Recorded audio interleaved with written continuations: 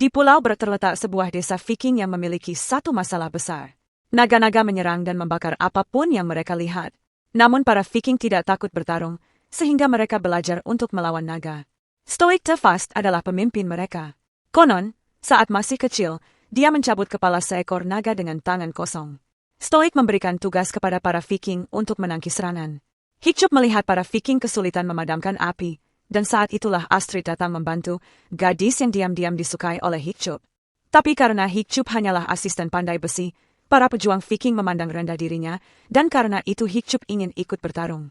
Ia hanya butuh 2 menit untuk membunuh seekor naga dan mengubah hidupnya. Gobber menduga bahwa Hiccup ingin membuat Astrid terkesan. Akan lebih baik kalau ia mengasah pedangnya dulu. Naga dibagi menjadi banyak jenis, seperti Grunchle, Nader, Monstrous Nightmare. Tapi ada satu makhluk yang benar-benar mengerikan, dan hanya prajurit terbaik yang tidak takut padanya. Namun trofi paling berharga adalah Night Fury, naga paling misterius. Ia tidak terlihat, tidak mencuri makanan, hanya menembakkan bola ledakan. Dan karena belum ada yang pernah membunuh Night Fury, Hiccup ingin menjadi yang pertama. Ia menggunakan alat ciptaannya sendiri. Hanya 2 tembakan, dan Night Fury berhasil dijatuhkan. Hiccup memberitahu ayahnya bahwa dia menjatuhkan Night Fury. Tapi jelas, tidak ada yang mempercayainya. Dalam rapat umum, Stoik memberitahu warganya bahwa mereka harus menghancurkan sarang naga, maka musuh mereka akan musnah. Masalahnya, tidak ada yang tahu di mana sarang itu. Stoik menyemangati rakyat agar semangat tempur mereka bangkit. Ia meminta tetua untuk memberi tanda apakah mereka bisa menemukan sarang sebelum laut membeku. Godhi percaya mereka bisa, dan itu menandai dimulainya ekspedisi baru melawan para naga. Sementara itu, Hiccup mencari naga yang ditembaknya, dan berhasil menemukannya. Ia senang telah berhasil membunuh Night Fury. Tapi itu hanya berlangsung beberapa detik. Naga itu masih hidup. Melihat bagaimana naga itu menatapnya, Hiccup tidak bisa menyelesaikan apa yang telah ia mulai dan malah melepaskannya. Naga itu melompat, mengam padanya, dan mencoba terbang. Tapi senjata yang digunakan Hiccup melukai ekornya. Hiccup kembali kepada ayahnya dan mengatakan bahwa ia tidak ingin membunuh naga lagi. Stoik mengira dia bercanda dan malah memberinya senjata baru. Hiccup dan pemuda lainnya harus menjalani ritus api.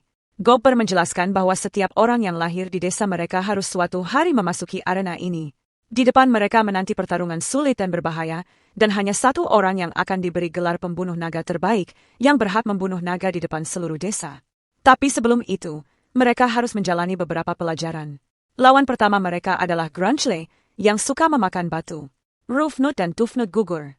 Gobber memberi saran, buatlah suara, agar naga sulit membidik.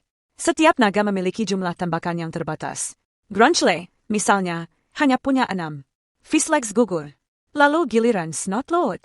Hiccup nyaris mati, kalau saja Gobber tidak datang di detik terakhir. Ia mendorong naganya ke dalam kandang. Setelah dari arena, Hiccup kembali ke hutan dan melihat Night Fury masih berusaha terbang tapi gagal karena ekornya rusak. Di desa, Hiccup bertanya pada Astrid, bagaimana jika sebenarnya manusialah yang masuk ke wilayah naga? Mungkin itu sebabnya mereka agresif. Astrid menganggapnya gila. Karena tak ada yang percaya, Hiccup sendirian mempelajari buku tentang naga yang mengumpulkan semua jenis yang diketahui. Tapi di halaman tentang Night Fury, tidak ada apa-apa. Sementara itu, para Viking tempur memasuki wilayah berkabut dan langsung diserang kawanan naga. Hari baru tiba. Para murid menjalani pelajaran tentang kecepatan dan titik buta naga. Setelah pelajaran, Hiccup membawa ikan untuk Night Fury. Ia melihat bahwa naga itu tidak punya gigi, walau sebenarnya hanya tersembunyi. Naga itu berbagi makanan, dan kini menunggu Hiccup ikut makan. Rasanya aneh. Melihat manusia tersenyum, naga itu menirukannya, lalu rebah di atas tanah hangat. Sisa hari itu, naga itu menirukan Hiccup, bahkan mengizinkannya menyentuhnya. Hiccup punya tujuan baru, memperbaiki ekor. Naga itu kini bernama Toothless, dan ia punya kurir pribadi. Ia juga tahu bahwa naga takut pada belut. Saat naga itu makan, Hiccup memasang ekor buatan yang membuatnya bisa terbang. Dalam pelajaran baru, Hiccup nyaris kalah, tapi naga Monstrous Nightmare mencium bau belut dan bisa dikurung. Hiccup meminta izin untuk pergi. Ia sibuk membuat pelana dan sistem pengunci yang lebih aman. Dalam penerbangan bersama Toothless, Hiccup menemukan fakta baru. Naga tidak suka bunga dandelion. Ia mengujinya dalam pelajaran berikut. Para murid bingung dari mana Hiccup tahu semua itu. Tapi Hiccup tidak bisa menjawab. Ia menang dalam semua ujian berikutnya, dan bahkan orang dewasa ingin tahu rahasianya. Hari berlalu, dan sisa tim tempur kembali ke desa. Gobber memberitahu Stoik bahwa anaknya telah menjadi selebritas lokal. Hiccup tidak membuang waktu dan terus meningkatkan manuver Toothless. Tapi alat pengunci lepas, dan ia terjatuh. Namun Toothless datang menyelamatkannya. Keesokan harinya adalah ujian final. Gothi mengumumkan bahwa pembunuh naga terbaik adalah Hiccup, dan ia harus membunuh seekor naga, sesuatu yang tidak ia inginkan. Astrid juga tidak senang, dan membuntutinya. Ia menemukan rahasianya. Toothless hampir menyerangnya, tapi Hiccup menenangkannya. Astrid memanfaatkan kesempatan untuk kabur, tapi Toothless menangkapnya dan membawanya ke tebing. Hiccup memintanya percaya padanya dan tidak takut. Toothless membawa mereka ke puncak, memperlihatkan aurora. Astrid berjanji tidak akan memberitahu siapapun. Namun tiba-tiba banyak naga muncul. Toothless terbang bersama mereka, menunjukkan bahwa sarang naga benar-benar ada. Naga-naga itu membuang hasil tangkapan mereka ke dalam lubang, tempat tinggal Red Dead. Toothless membawa mereka kembali ke pulau. Astrid ingin memberitahu Stoik tentang penemuan itu, tapi Hiccup memintanya menunggu. Mereka bisa membunuh Toothless. Hari baru tiba. Hiccup harus melawan naga terakhir. Tapi ia menolak bertarung dan nyaris menjenakkan naga itu. Stoik yakin anaknya salah dan menghantamkan logam, menakuti naga. Toothless mendengar suara dan datang menyelamatkan. Ia menang, tapi pasukan masuk ke arena. Toothless bisa saja membunuh Stoik, tapi Hiccup menghentikannya. Akibatnya, Toothless ditangkap dan dijebloskan ke penjara. Pagi harinya, para Viking bersiap ekspedisi. Stoik ingin Toothless menunjukkan sarangnya.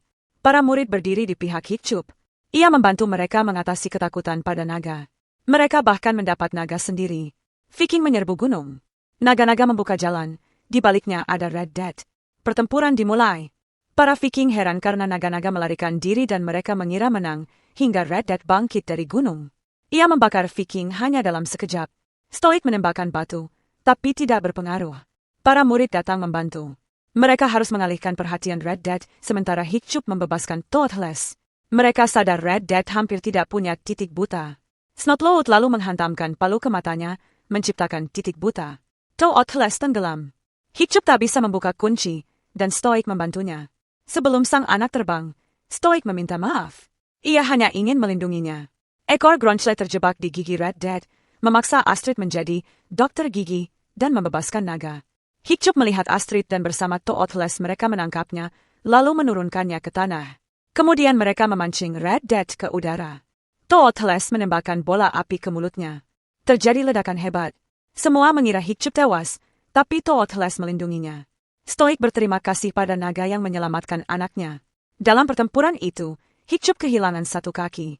Awalnya sulit berjalan, tapi Toothless tak membiarkannya jatuh. Lalu Hiccup sadar, manusia kini tak takut lagi pada naga, dan hidup berdampingan.